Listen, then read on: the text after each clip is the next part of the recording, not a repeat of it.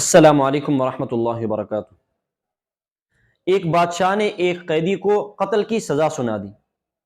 سپاہی اسے قتل گاہ کی طرف لے جانے لگے تو وہ شخص غصے میں آ کر بادشاہ کو برا بھلا کہنے لگا۔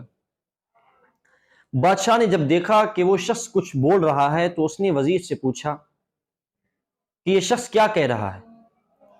وزیر نیک دل انسان تھا، اس نے سوچا اگر میں نے سچ سچ بتا دیا تو بادشاہ غصے میں آ کر ممکن ہے کہ اسے قتل کرنے سے پہلے سخت اذیتیں دینے والی سزا کا حکم سنا دے۔ اس لیے وزیر نے جواب دیا کہ یہ شخص کہہ رہا ہے کہ اللہ تعالیٰ ایسے لوگوں کو پسند کرتے ہیں جو غصے کو ضبط کر لیتے ہیں اور لوگوں کے ساتھ بھلائی کرتے ہیں۔ تو بادشاہ مسکرایا اور اسے آزاد کرنے کا حکم دے دیا۔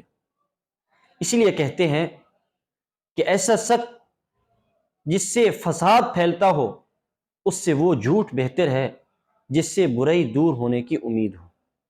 جزاکم اللہ۔